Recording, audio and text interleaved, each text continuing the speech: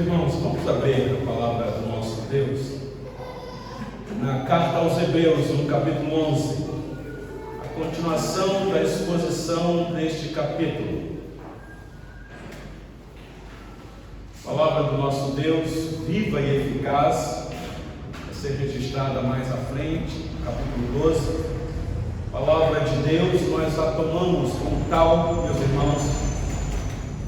O nosso coração teme diante dela, porque quem somos nós para abrir este santo livro e ousadamente ler e tecer alguns comentários? Nós oramos para que o Senhor Deus, no poder do Espírito Santo, nos guie na compreensão da mensagem e também tenha misericórdia do pregador na exposição do texto.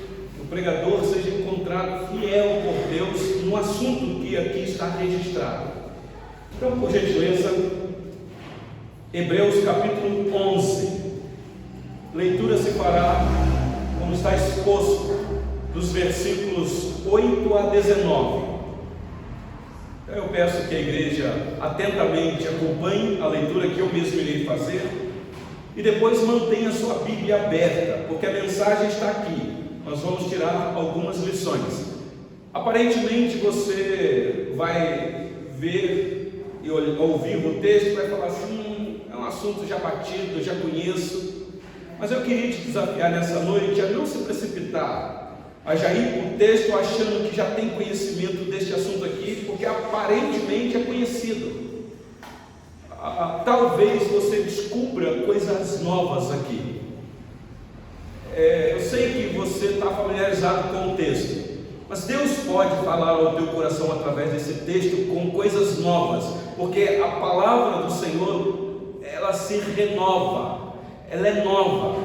Eu não estou usando o texto de Lamentações, lá são as misericórdias, mas a palavra do Senhor também, ela fala ao nosso coração de maneira a transformar a nossa alma, meus irmãos. Então acompanhe a leitura, por gentileza. Diz assim a palavra do nosso Deus: pela fé, Abraão, quando chamado, obedeceu, a fim de ir para um lugar que devia receber por herança, e partiu sem saber aonde ia. Pela fé, peregrinou na terra da promessa, como em terra alheia, habitando em tendas com Isaque e Jacó, herdeiros com ele da mesma promessa, porque aguardava a cidade que tem fundamentos, da qual Deus é o arquiteto e edificador. Pela fé, também a própria Sara recebeu poder para ser mãe, não obstante o avanço de sua idade, pois teve por fiel aquele que lhe havia feito a promessa. Por isso, também de aliás, já amortecido, saiu uma posteridade tão numerosa como as estrelas do céu e inumerável como a areia que está na praia do mar. Todos estes morreram na fé, sem ter obtido as promessas, vendo-as, porém, de longe, e saudando-as, e confessando que eram estrangeiros e peregrinos sobre a terra. Porque os que falam desse modo manifestam estar procurando uma pátria, e se na verdade se lembrasse daquela de onde saíram, teriam oportunidade de voltar, mas agora aspiram a uma pátria superior, isto é, celestial. Por isso, Deus não se envergonha deles, de ser chamado o seu Deus, porquanto lhes preparou uma cidade. Pela fé, Abraão, quando posto à prova, ofereceu Isaque. Estava mesmo para sacrificar o seu unigênito, aquele que acolheu alegremente as promessas, a quem se tinha dito: em Isaque será chamada a tua descendência. Porque considerou que Deus era poderoso até para ressuscitá-lo dentre os mortos, de onde também, figuradamente, o recobrou. Até aqui a leitura da palavra do nosso Deus. Pensando num tema para esta mensagem, para fixar a sua atenção, Vocês que têm acompanhado a exposição desta carta, e agora especialmente esse capítulo, vocês sabem que é o capítulo da fé. E o texto chama, desde o primeiro capítulo até aqui, chama o povo para perseverar nesta fé, neste caminho de salvação. Então talvez o tema que eu gostaria de sugerir para a igreja nessa noite é esse chamado da parte de Deus para você perseverar nesse caminho de salvação ou de fé até o fim. Aconteça o que acontecer, meus irmãos, você vendo as promessas se cumprindo ou não. Então o tema é esse.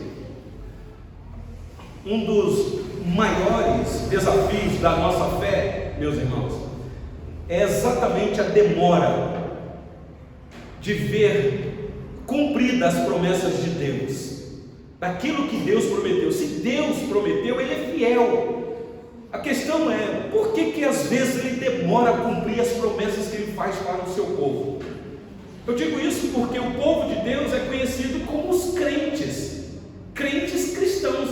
O crente é alguém que crê em alguma coisa, e os cristãos especialmente nas promessas de Deus. Promessas, meus irmãos, estampadas nas Escrituras, promessas da palavra fiel dele, que ele prometeu que estaria conosco todos os dias até a consumação do século, promessa de que nós somos mais do que vencedores, promessa de salvação, promessa de vida eterna, promessa de perdão de pecados, várias promessas, meus irmãos, promessa de que não há mais condenação. E várias delas o Senhor Deus promete na sua palavra. Promessa de novo céu e de nova terra, promessa de que o Senhor Jesus vai voltar. Quantas promessas nós temos? Então pensa, o crente é alguém que acredita nisso, ele vive por isso, porque não tem graça você servir a Deus sem crer nisso. Aqui está o norte da nossa vida. Nós somos alguém que acreditamos nas promessas que Deus fez, e todas elas neste livro, meus irmãos. Só que, como nós sabemos a nossa realidade, às vezes as coisas não mudam. Entra domingo e sai domingo. Nós estávamos orando ali agora há pouco para começar este culto, o irmão falando exatamente isso. O desafio que é ser crente. Toda semana a mesma coisa, você chega aqui, você já sabe como é que vai ser o culto, vai ter um momento de oração, de louvor, de contribuição, confissão de pecado, vai chegar o momento em que o pregador vai expor as Escrituras. Domingo após domingo a mesma coisa. E se você não tomar cuidado, isso começa a criar um tédio no seu coração. Você pode não sentir mais gosto pelas coisas sagradas. Agora soma tudo isso a sua situação não indo muito bem. Você sabendo que Deus é o que promete, que está com você, e você domingo após domingo vem aqui a esse local para adorá-lo, mas de repente as coisas começam a dar errado. De repente uma doença, de repente uma perda de emprego, uma crise financeira, sei lá, um problema. E não são poucos, meus irmãos, que começam a questionar se de fato esta fé vale a pena permanecer nela. Será que de fato esse Deus é assim, todo poderoso para estar conosco? Porque se Ele fosse todo poderoso, a minha situação não deveria estar dessa maneira. Eu deveria ganhar todas, eu deveria viver só vencendo todas aqui nesse mundo, porque eu tenho as promessas da parte desse Deus. Eu estou falando isso, meus irmãos, porque o autor que escreve esta carta, desde o capítulo 1 que vocês têm acompanhado conosco essa mensagem, até o capítulo 10, apresentou Jesus como aquele a quem os irmãos abraçaram a fé, e que apesar das dificuldades ou da mesmice aparente, era o salvador deles, e que eles não deveriam abandoná-lo, mesmo se a situação piorasse. E eu estou falando aqui no primeiro século, quando irmãos enfrentaram grandes dificuldades, não tinham liberdade para cultuar o Senhor. Então o autor usa 10 capítulos para persuadir os seus leitores de que permaneçam firmes até o fim, perseverem, não desistam. E ele chega agora no capítulo 11, o que é que o nosso autor faz? Ele vai agora mostrar o que é essa fé em Jesus. Ele vai dizer, olha, a fé que nós abraçamos não é uma coisa mágica, não é uma varinha de condão que você bate, as coisas estão ruins e elas agora vão melhorar. Não. A nossa fé é em alguém que aparentemente está em silêncio. É uma fé em alguém que veio a esse mundo e sofreu de maneira severa, e que ele disse que todos aqueles que quiserem servi-lo também irão sofrer neste mundo. Então, o sofrimento que vocês estão passando, ora pode ser alívio, mas se não vier, permaneça, continue crendo, porque esta é a fé verdadeira. A fé, meus irmãos, ao contrário do que muitos pensam, é a capacidade do cristão continuar a confiar em Deus quando tudo aparentemente não está dando certo. Porque você confiar em Deus quando tudo está dando certo é fácil. Tem saúde, tem dinheiro na conta, está empregado, tem água para beber, não está no deserto. Então, a fé verdadeira nos chama para crer em Deus apesar das contrariedades da vida, meus irmãos. Mesmo quando as promessas de Deus pareçam demoradas. Cadê a promessa? O autor dessa carta começa o capítulo 11 dizendo para aqueles irmãos: olha, a fé que vocês abraçaram é uma fé certeira. É a certeza de coisas que nós podemos esperar. Ainda não aconteceu. A nossa fé não é uma fé naquilo que não existe. A nossa fé é naquilo que existe, só que ainda não aconteceu. Então vocês têm uma plena convicção desses fatos que ainda vocês não veem. Então continuem crendo. Ainda não aconteceu, mas pode acontecer. Continue firme. Isso está registrado no versículo 1 do capítulo 11. No versículo 3, o autor mexe com a mente dos seus leitores, dizendo que esta fé que eles abraçaram leva eles a entender que o universo foi formado pela palavra de Deus, de maneira que o invisível, aquilo que não existia, passa a existir, aparece. Então dizendo, Deus foi poderoso apenas com a palavra de fazer existir algo que não existia. Então creia, que ainda você não veja nada, creia que Deus é poderoso para te surpreender, porque Ele é Deus poderoso de milagres. No versículo 6, que foi a nossa última mensagem, o autor diz para os irmãos que se não tiver fé, esta fé aqui é impossível agradar a Deus. E ele diz assim, de fato, sem fé é impossível agradar a Deus, porquanto é necessário que aquele que se aproxima de Deus, seja em culto público ou qualquer outra maneira, creia, seja um crente verdadeiro, que Deus existe e que este Deus é galardoador dos que o buscam, ainda que galardão possa demorar. A fé, então, meus irmãos, é a certeza das coisas futuras. A gente não está vendo nada, mas eu creio que Deus é poderoso para fazer. Está tudo invisível, eu não estou vendo nada, ainda não vi um milagre, eu ainda não vi a cura, eu ainda não vi a transformação, eu ainda não vi aquilo acontecer. Aguarde, espera no Senhor, porque Deus criou todas as coisas e Ele prometeu, e no tempo dele, no tempo certo, Ele haverá de realizar.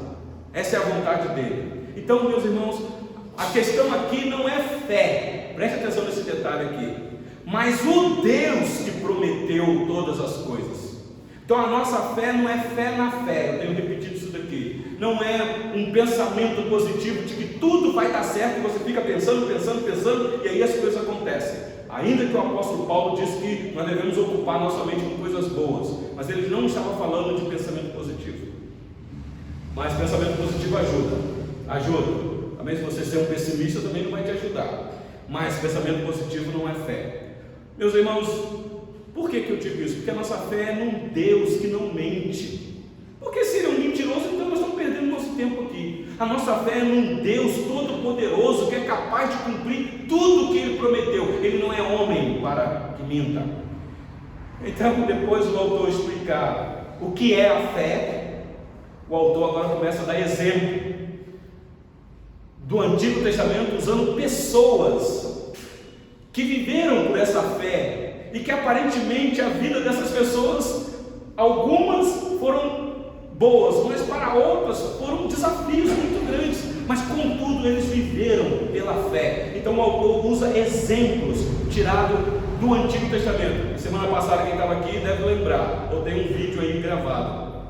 Ele usou o exemplo de Abel, que foi um homem de fé, que por causa da sua fé o seu irmão derramou o sangue dele na terra. Usou o exemplo de Enoque, que era um servo do Senhor tão piedoso, que agradava tanto a Deus, que o Senhor resolveu tomá-lo para si. O autor aos Hebreus diz que ele foi trasladado.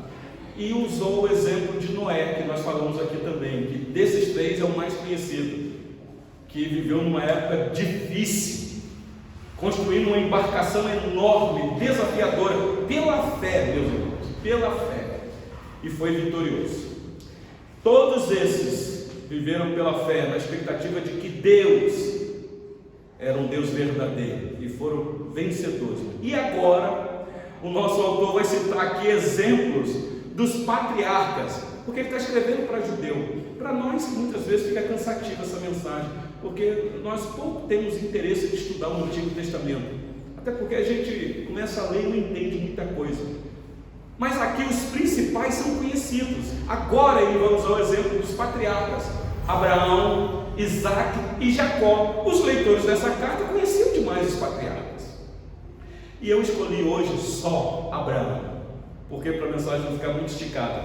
Porque aqui, meus irmãos, o autor vai gastar um tempo significativo para falar de Abraão. E é significativo porque os judeus sabiam, e até hoje muitos judeus sabem, da importância de Abraão para a nação de Israel. Então, o autor sabe que os seus leitores conhecem a história de Abraão. E eu creio que aqui, na maioria, todos vocês também conhecem a história de Abraão. Já teve filme, novela, livros, historinha para as crianças. Quem é mãe e pai aqui já deve ter contado para os filhos essa história. Então é bastante conhecido. Então vamos para o texto rapidamente, meus irmãos. A passagem que nós acabamos de ler, o autor expõe alguns episódios da vida de Abraão. Então ele pensou alguns momentos da vida de Abraão e vai demonstrar aqui que Abraão sim era um homem de fé. Ele vai mostrar como que Abraão viveu pela fé, como que Abraão foi vencedor, triunfou sobre as dificuldades pela fé, e ele vai dizer que Abraão morreu nesta fé, meus irmãos. No Deus que apareceu para ele, ele chamou. Ele vai dizer que Abraão morre nessa fé. Então vamos lá para o nosso primeiro ponto. Olha aí para a sua Bíblia, o versículo 8, por gentileza. Quando Deus chama Abraão, está dito assim a palavra do Senhor: pela fé, Abraão, quando chamado, obedeceu, a fim de ir para um lugar que devia receber por herança, e partiu sem saber aonde ia. Desafio. Quem conhece o livro do Gênesis sabe da história lá. Moisés nos informa que este homem, que aqui o autor chama de Abraão, lá era Abrão, um pagão, mostra da região que ele era um caldeu, ele morava na Mesopotâmia antiga, na cidade de Ur dos Caldeus, e ele não era crente, meus irmãos, no Deus verdadeiro. Ele era um pagão, ele era idólatra, adorador de outros deuses, ele não conhecia Deus. Um dia, pensa comigo aqui na cena, é só Deus para fazer um negócio desse mesmo, meus irmãos. Um dia, inesperadamente, sem Abraão chamar, sem Abraão querer, soberanamente, o Senhor Deus dá uma visão para esse homem, aparece para ele, não sei da maneira que foi, meus irmãos. E esse Deus que Abraão não conhecia, desafia ele. A Bíblia nos informa que quando aconteceu isso, Abraão tinha 75 anos, está lá em Gênesis 12:4. E, meus irmãos, para nós, para o texto, já vão aí mais de quase 4.000 anos, ou mais se bobear, se você fizer uma conta. Então, nós estamos aproximando de um texto muito antigo. Mas, Deus apareceu para esse homem e falou com ele, fez promessa. Olha, Abraão, eu sou o Deus Todo-Poderoso, fica imaginando, Criador de todas as coisas, e eu tenho um plano, e eu escolhi você. Abraão, você vai sair aí do meio da tua parentela, da tua terra, e eu vou te levar para uma terra abençoada. Eu vou lhe dar muitos descendentes, Abraão. Naquela época, meus irmãos, Abraão não tinha filho. E o relato que nós temos é que a esposa dele, chamada Sarai, e Sara aqui, era estéril. Abraão, com 75 anos, Sara tinha um pouquinho menos. E Deus ainda lhe prometeu que esse homem seria muito abençoado. Eu vou te abençoar, vou te engrandecer, tu serás uma bênção, Abraão. O seu nome será grande. E os seus filhos, Abraão, serão muitos, Abraão. Serão filhos espalhados para todo canto, Abraão. Porque eu vou abençoar os teus filhos. E vai ter um, Abraão, que vai vir de você, que vai abençoar todas as famílias da terra. Essa foi a promessa. Então Deus pediu que ele saísse da sua terra. E não disser, e nem questionou, nem argumentou com Abraão para onde seria. Só falou, sai que eu vou te guiando, Meus irmãos, aqui é uma dificuldade muito grande para a gente compreender o texto. Abraão não pôde nem dizer aos seus parentes que ficaram para onde ele ia. Talvez os parentes lá que ficaram vendo ele arrumar os negócios todos, se preparando, perguntando, Abraão, você vai para onde, Abraão? Abraão, não sei, eu vou viajar, eu simplesmente estou indo. Eu não estou indo sem direção, eu estou indo debaixo de uma direção, mas eu não sei, eu não estou vendo nada, somente estou indo. Então, meus irmãos, o texto nos informa que Abraão obedeceu e partiu, sem saber para onde ia. Pensa que desafio! Isso é para mostrar o que é fé, meus irmãos. Eu penso que é nisso que consistiu a fé de Abraão, que ele obedeceu a Deus mesmo sem ter todas as respostas, sem Deus dar detalhes para ele, porque às vezes a gente é assim, a gente quer detalhes, mas por quê? E às vezes até pede pastor, explica isso daqui em mínimos detalhes. Não dá, meus irmãos, nem Deus faz isso, é para chamar a gente a confiar nele. Então nós não temos todas as respostas não, eu não sei. Abraão deve ter falado, eu estou indo, mas ele creu, meus irmãos, que aquele Deus que apareceu para ele era o Criador de todas as coisas, sim, que era o Deus verdadeiro, e que esse Deus não mente. O coração dele foi transformado ali, meus irmãos. Abraão não tinha todas as respostas, mas ele conheceu Deus. Que coisa maravilhosa. Meus irmãos, quando nós conhecemos o Senhor, nós não precisamos de respostas de nada. Ele basta, Ele é o meu pastor e me basta, porque nada vai me faltar, nada. Uma vez que a gente conhece Deus e confia nele, os detalhes vão se encaixando no tempo, meus irmãos. Mas o ponto aqui é que o autor da carta aos Hebreus, preste atenção nesse detalhe, quer mostrar que a fé é você permanecer firme, obediente a Deus, como Abraão fez. Sai, Abraão! E Abraão saiu. Não que você saiba para onde vai, mas porque você tem alguém que você confia. Ele é o teu guia. Aliás, tem um louvor muito bonito aí. Ele é o nosso guia. E guia mesmo, meus irmãos. Então, eu penso que isso que é fé. Mas olha comigo o versículo 9 e 10, por gentileza. Olha para a sua Bíblia.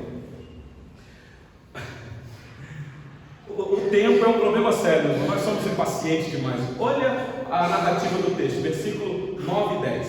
Pela fé, peregrinou na terra da promessa, como em terra alheia, habitando em tendas com Isaque e Jacó, herdeiros com ele da mesma promessa, porque aguardava a cidade que tem fundamentos, da qual Deus é o arquiteto e edificador.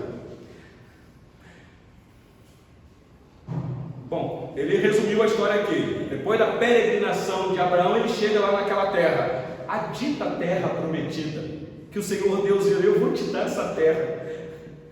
Só que quando Abraão chega lá, meus irmãos, olha que situação cômica. Tinha gente lá, Eu não sei se havia uma expectativa no coração de Abraão. Deus está me mandando para a terra, deve ser um campo arado, deve ter muitos frutos, águas correntes, é um lugar paradisíaco. Nós vamos chegar lá, nós vamos começar a constituir a nossa família e nós seremos uma bênção naquela terra. Não, quando eles chegam lá, meus irmãos, aquela terra estava ocupada. 7 nações dentro daquela terra. Nós conhecemos o relato. Mas só que Deus falou: Abraão, é essa terra aí. Essa é tua, Abraão.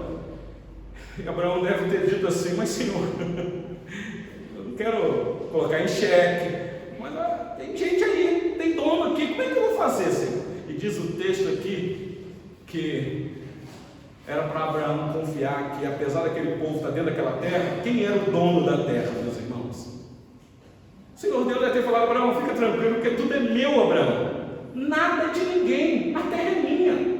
Eu é que constituo todas as coisas, porque eu sou o Criador. Por isso que o autor diz no versículo 3, que esse Deus é o Deus que do nada fez tudo, a terra é dele, o mundo e tudo que existe, meus irmãos. Então, nesse sentido, a casa que você comprou não é tua, o local que você mora, apenas você está peregrinando, não é eu sei, você pagou, está lá o registro, eu sei que é privativo seu, mas espiritualmente falando, você não tem nada desse mundo. Eu estou falando para o crente. Talvez o ponto aqui é cuidar para você não ficar agarrado nessas coisas. Você conhece gente, crente, que luta para ter as coisas? Eu quero ter a minha casinha no campo, porque quando eu conseguir, eu vou construir lá um lugarzinho, eu quero viver para lá, esquecer da vida. Vai esquecer da vida? A vida é Cristo. Como é que vai ser isso daí?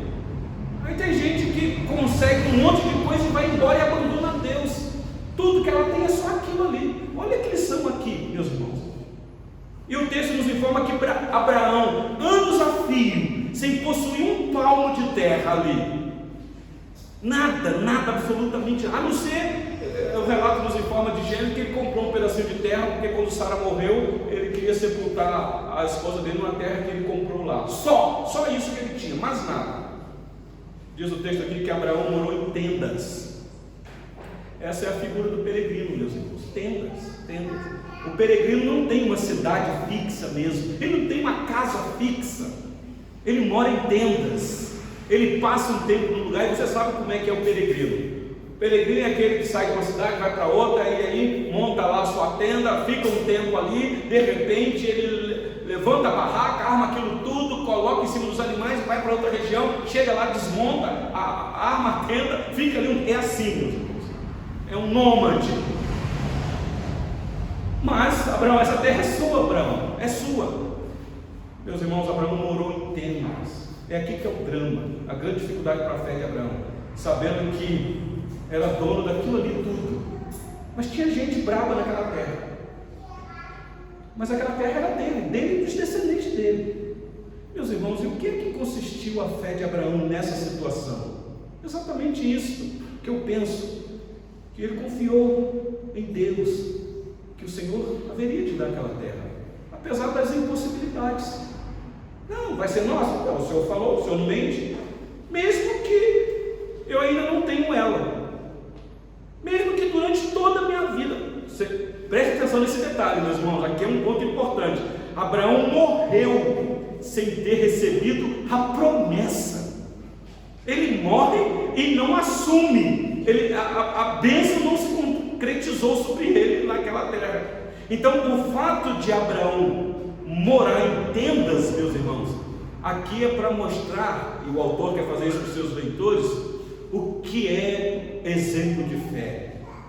É você morar numa terra que é sua, mas que ainda não. É você confiar. E olha o versículo 10, o que o autor diz, o que estava no coração de Abraão: porque aguardava a cidade que tem fundamentos. Preste atenção, meus irmãos, o contraste aqui é entre ele morar em tendas, que com muita facilidade você arranca, se vier o vendaval é um risco, com uma casa que tem fundamento, que tem fundação. Meus irmãos, que coisa interessante aqui. Que cidade é essa aqui, meus irmãos? Que cidade é essa que tem fundamento? A esperança de Abraão aqui era a cidade que tem fundamento, não era a terra de Canaã em si, aquela terra da promessa. Cidade permanente, cidade para sempre, cidade sólida, gloriosa. Não é isso que está aí no finalzinho do versículo 10? Que diz aí, a cidade que Deus é o arquiteto, planejador de todas as coisas, e o edificador, aquele que Ele mesmo constrói. Você sabe, o arquiteto é o que planeja. Nós temos aqui um engenheiro civil que sabe muito bem o que é isso. Faz lá todo o projeto, mas não põe a mão na obra. Outros vão fazer. Não, Abraão está dizendo, não, eu tenho Deus que tem uma cidade sólida, e eu estou aguardando isso, porque Ele é o arquiteto e o edificador. Não estou preocupado com um pedaço de terra aqui, porque eu sei que eu vou morrer, eu não vou ficar aqui para sempre. Então, meus irmãos, já naquela época, me parece, pelo texto aqui, que Abraão esperava a cidade celestial. O coração dele não estava, ele se converteu de verdade, meus irmãos. Ele aguardava o novo céu e a nova terra, a habitação final do crente, a morada dos justos, o templo de Deus, o verdadeiro templo, meus irmãos, em toda a eternidade, onde nós iremos adorá-lo na beleza da sua santidade. Meus irmãos, foi nisso que consistiu a fé de Abraão. Prestaram atenção o que o autor quer fazer com os leitores do primeiro século? Que muitos estavam querendo abandonar a fé por causa das dificuldades. O autor falou assim, eu vou mostrar um exemplo de um homem de fé para vocês, que peregrinou nesta terra, mas o coração dele não estava aqui nessa terra, ele enfrentou dificuldades. Mas olha comigo o versículo 11 e 12, rapidinho. Um outro ponto na vida de Abraão aqui, versículo 11 e 12 diz assim: pela fé também a própria Sara recebeu poder para ser mãe, não obstante o avanço de sua idade, pois teve por fiel aquele que lhe havia feito a promessa. Por isso, também de aliás, já amortecido, saiu uma posteridade tão numerosa como as estrelas do céu, e inumerável como a areia que está na praia do mar. Meus irmãos, Abraão na velhice, Sara também velha, estéril, muitos anos se passaram, lá naquela terra que era dele, mas que não era, os filhos não chegavam. Pensa o desafio da fé de Abraão. Puxa vida, será que Deus vai cumprir promessa? Mas esse Deus, a falta de paciência. Um dia, nós conhecemos o relato, o Senhor Deus aparece novamente para Abraão, e chama Abraão num canto, e fala: Abraão, ano que vem é o ano do cumprimento da promessa. Te prepara, porque Sara vai dar a luz. Sara estava numa outra repartição, escutando a conversa, e ela entendeu o que o Senhor Deus falou com Abraão. Eu? Velha, estéril? Quero ver. E disse lá que ela riu. Aí o Senhor Deus deu uma repreensão nela, ela nega, mas ela riu. Foi um sorriso de incredulidade, meus irmãos. Conhecemos o relato. Mas depois ela se quebranta. Era uma mulher de fé. E aí ela começa a dar um outro tipo de sorriso. O sorriso então agora é um sorriso de alegria, porque de fato, velha do jeito que era, ela engravida. E agora então o sorriso vem no rosto, e ela então coloca o nome da criança de Sorriso, Isaac, que significa exatamente o filho do riso. Meus irmãos, Sara veio a crer que Deus haveria de fazer aquilo sim. Uma velha estéril que teria filho numa idade avançada, 100 anos Abraão já tinha. Então preste atenção no detalhe aqui, porque é o que eu quero chamar a sua atenção. O autor, quando escreve esta carta para a nação de Israel, os filhos de Israel convertidos ao Senhor Jesus, meus irmãos, haviam milhares e milhares de judeus espalhados, tanto dentro da nação de Israel quanto fora, muitos judeus. Mas só que quando Deus aparece para Abraão e fala isso daqui, Abraão não tinha um filho. Então o autor está dizendo: vocês sabem da história, Deus cumpriu essa promessa. Olha quantos judeus existem hoje. O autor da carta mostrando para os seus leitores. E hoje então, para nós nem se fala. Quantos judeus nós temos aqui em Betim? No Brasil então nem se fala. Dono de rede de televisão e por aí vai. Estão espalhados no mundo, meus irmãos. Promessa se cumpriu. A fé é você crer que Deus dos mortos pode trazer vida e que Ele pode fazer o impossível. Meus irmãos, por isso que nós cremos até o fim. Como diz, né? Enquanto há vida, há esperança. Mas o nosso Deus é o Deus de esperança até na morte, meus irmãos, porque Ele pode ressuscitar, Ele pode trazer vida daquilo que não existe vida. Foi pela fé que Abraão e Sara ganharam o poder de gerar um filho, o filho da promessa. Coisa maravilhosa. E caminhando para o final, olha o versículo 13 a 16, meus irmãos, o que vai acontecer aqui. Versículo 13 a 16. Coisa triste. Todos estes morreram na fé, sem ter obtido as promessas, vendo-as, porém, de longe, e saudando-as, e confessando que eram estrangeiros e peregrinos sobre a terra. Porque os que falam desse modo manifestam estar procurando uma pátria. E se na verdade se lembrasse daquela de onde saíram, teriam a oportunidade de voltar, mas agora aspiram a uma pátria superior, isto é, celestial. Por isso Deus não se envergonha deles, de ser chamado o seu Deus, porquanto lhes preparou uma cidade. Meus irmãos, agora a gente descobre o sucesso da vida desses homens que, humanamente falaram, fracassaram nesse mundo, porque diz aqui que Deus fez promessa para eles, mas eles não obtiveram a concretização dessa promessa na terra. Todos, Abraão, Sara, Isaac, Jacó, morreram sem possuir aquela terra. Vocês sabem disso, que a terra vai ser deles depois que o povo lá do Egito sai naquela peregrinação no deserto e chegam lá, e quem entra lá é uma geração que não tem nada a ver com essa aqui. Então, meus irmãos, que desafio para Abraão. Ele não viu, ele morreu crendo. Quando ele morre, ele não era dono de nada, mas ele não desistiu. Talvez fé é isso. Talvez é para você e eu pararmos de querer questionar o Senhor Deus. Tem um louvor de um rapaz muito famoso aí, gospel, que diz assim: eu não vou morrer. Deixa eu ver se eu não erro a letra da música. É alguma coisa assim. A música diz que ele não vai morrer sem antes Deus cumprir a promessa na vida dele. Eu falei, é porque nunca leu a história de Abraão. Que ousadia desse senhor escrever uma música desta maneira. Eu sei que ele ali é otimista, mas, meus irmãos, às vezes eu e você vamos morrer sem muitas vezes ver a promessa cumprida. Isso não significa que Deus não seja fiel. Então diz o versículo 13 aí que eles apenas via a promessa de longe, viu aí? Vendo-as, porém de longe, a promessa não estava perto. É isso que é fé, meus irmãos. É isso que a fé faz. Ela vê a promessa pela fé, pelos olhos da fé, mas de longe. Ela não chegou, mas eu estou vendo, ela está lá.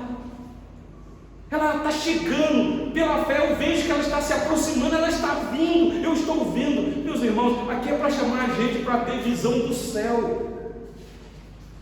Às vezes nós precisamos nos adequar, meus irmãos, com a nossa visão com a visão das Escrituras. E é interessante que o texto diz que não só vendo de longe, saudando, coisa louca, saudando, está longe, eu estou vendo, está lá, está vindo, e aí então ele já começa a saudar, agradecer ao Senhor, falar: Senhor, não está aqui, ainda não aconteceu, mas eu sei quem o Senhor é, o Senhor está aqui, então, ó Deus, louvado seja o teu santo nome, eu te agradeço pela promessa, Senhor, ainda não aconteceu, mas eu espero, Senhor, eu estou vendo, vai acontecer. Coisa. Olha os versículos 14 e 16 aí. O autor explica que todos eles estavam esperando, na verdade, a pátria celestial. Talvez aqui, grande frustração, hein? Pátria celestial. Puxa vida. O texto nos informa que eles nem lembravam de onde eles saíram. Como foi aquele povo no deserto que questionou Moisés, dizendo: Moisés, cadê a água, Moisés? Foi para isso que você tirou a gente do Egito, Moisés? Moisés, se a gente pudesse voltar, Moisés, porque lá pelo menos tinha cebola, tinha pepino, tinha piqui, como diz o reverendo Augusto Nicodemo, que detesta piqui. Tinha as coisas ruins da vida, amarga, mas lá a gente tinha para comer. No deserto não. Aqui o autor está dizendo, esse povo não queria nem lembrar de onde saíram, para não voltar para lá, porque a visão deles era para frente, era para o futuro. Eu sei que eu tenho uma pátria celestial. Meus irmãos, isso aqui para o judeu é algo doce no ouvido, porque até hoje, para a maioria dos judeus ortodoxos, o Deus deles é conhecido como Deus de Abraão, de Isaac e de Jacó, até hoje. E aqui o texto diz que o Senhor Deus não teve vergonha de dizer que era o Deus deles. Que coisa maravilhosa! O Senhor Deus não se envergonhou de Abraão, de Isaac e de Jacó, porque apesar de tudo, meus irmãos, eles creram em Deus, eles não retrocederam. Essa é a intenção do autor aqui. Versículo 17, e agora para a gente partir para o final, meus irmãos, esse episódio aí, se você ler na sua Bíblia aí, está narrado no livro do Gênesis, capítulo 22. É aquele episódio triste, quando Abraão tem que sacrificar o seu filho. O Senhor Deus cumpriu a promessa, só que o Senhor Deus agora vai fazer um teste com Abraão. E o que é interessante é que Deus viu fé no coração de Abraão e falou: Abraão, agora eu estou vendo, não precisa fazer isso, Abraão. Eu sei que você é obediente. Eu sei que o que é de mais valioso para você nessa vida, ainda assim o teu amor a mim é maior. Meus irmãos, eu estou vendo aqui nessa noite pais com filhos no colo, e nós devemos ter um amor mesmo, incondicional pelos nossos filhos, cuidar deles. Mas pensa você, pai, que está aqui nesta noite, Deus pediu o teu filho em sacrifício, claro que era um teste, mas e aí? Eu fico imaginando o coração de Abraão. Não sei, o texto não me informa se ele falou com Sara ou não, mas eu fico imaginando mais ainda o coração de Isaac, que já era um adolescente. Mas tudo aquilo, meus irmãos, para provar que Abraão era um homem de fé. E de 18 a 19 nós temos aí, meus irmãos, a informação de que Abraão fez isso porque ele sabia em quem cria. Deus é aquele que ressuscita mortos, então ele ia sacrificar o filho dele mesmo. Aliás, o texto nos informa que no coração Abraão sacrificou. Por quê? Porque ele cria que Deus era poderoso para ressuscitar o menino. Olha o versículo 19, por gentileza. Diz o versículo 19: porque considerou que Deus era poderoso até para ressuscitá-lo dentre os mortos, de onde também figuradamente o recobrou. Ou seja, Abraão, quando ouviu a voz do Senhor dizendo: Abraão, não faça isso, a sensação de Abraão é: Deus me devolveu o menino, ele ressuscitou o menino, porque no meu coração eu já tinha matado ele. Porque primeiro é lá no coração, depois a ação, não é assim? No teu coração você vê uma moça passando lá e desejar ela, se no teu coração você tiver uma pessoa que você não gosta dela e quietinha, você no coração disser assim: tomara que fulano morra, você já quebrou o mandamento do assassinato. Não precisou nem matar fisicamente, mas já quebrou. Então Abraão recobrou a criança, para ele tinha matado mesmo. Deus ressuscitou Isaac, por assim dizer, mas era uma figura. Aqui Isaac está simbolizando o povo que precisa ter fé. Cristo é simbolizado pelo carneirinho que apareceu para ser sangrado naquele momento. Então, para concluir, meus irmãos, o que tudo isso daqui tem a ver com a gente hoje? Nós que viemos aqui para adorar o Senhor, cantamos, e agora ouvindo a pregação do Senhor, será? Que tipo de fé nós temos, meus irmãos? Que atitude nós temos diante das dificuldades? Essa fé, de fato, é uma fé salvadora? Nós estamos firmados, meus irmãos. É o que o autor quer dizer para os seus leitores. Vocês estão convictos desta fé que vocês abraçaram? Uma fé salvadora? Aquela que vai levar vocês a Deus, esse Deus que é perdoador. Eu começo aqui, meus irmãos, com uma constatação muito enfática. A fé que eu e você nessa noite temos é a mesma fé de Abraão, de Isaac e de Jacó. Não é uma fé diferente, não. O mesmo Deus, com as mesmas promessas, meus irmãos, prometendo que vai ser conosco, que tem uma terra prometida prometida para todos nós. O ponto é, meus irmãos, o quanto nós temos paciência para aguardar.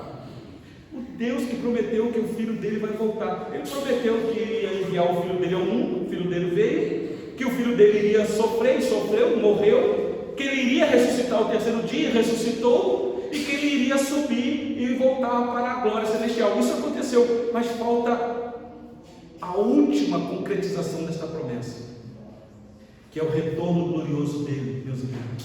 Quando então nós nos encontraremos com Abraão, com Isaac e com Jacó. Os evangelhos nos informam que nós sentaremos à mesa, isso mostrando que nós somos um povo só, meus irmãos. Então, quais são as aplicações que nós podemos fazer aqui? Talvez você que está aqui nesta noite, eu não conheço o teu coração, não conheço nem o coração da minha esposa, na verdade nem o meu. Na verdade, nós podemos confiar no nosso coração, porque é enganoso. Mas eu queria fazer a pergunta a si mesmo: como é que está o teu coração nesta noite? Você é alguém de fato que obedece a Deus? Mas obedece não por medo de Deus, obedece porque confia em Deus, porque é um Deus de promessa, Ele prometeu. Você confia que Ele é o Todo-Poderoso e você obedece? Tem muita gente que diz que crê, meus irmãos, nessas coisas, mas não vive, não vive. A vida não demonstra isso. Até porque, como eu disse, as coisas parecem virarem rotina, domingo após domingo, semana após semana, mês após a mesma coisa, a mesma coisa, a mesma coisa. E aí então a incredulidade pode bater. E aí, somando isso, às vezes as dificuldades aparecem. Você tem um plano, você crê que aquele plano é o melhor para você, de repente vem o inesperado. Então, meus irmãos, eu quero deixar aqui de lição essa certeza. Para você que talvez que duvide, firma os teus passos, não desista, não duvide. Talvez você possa não ter todas as respostas, não entender tudo, nem eu entendo. A gente procura estudar, quanto mais estudamos, menos sabemos, meus irmãos. Porque nós somos chamados para confiar, e não é uma fé cega, é uma fé numa pessoa, no Senhor Jesus, o autor da nossa vida. Não deixe o teu coração endurecer. Aconteça o que acontecer com você. Talvez você possa dizer: não, pastor, comigo está tudo bem, o vento está a favor, Deus tem sido bondoso comigo demais, louvado seja Deus, que Ele continue assim. Mas e se o vento virar? E se o vento vier contrário? E se as águas começarem a entrar no barco? Lembra de Jesus, não desista, que Ele pôs assim. Deus abençoe. Vamos orar? Na tua cabeça, Jesus.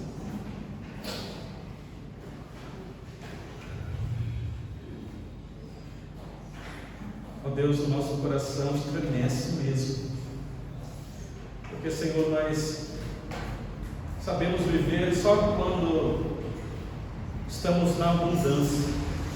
Muitas vezes, ó Deus, ainda não aprendemos a viver na escassez.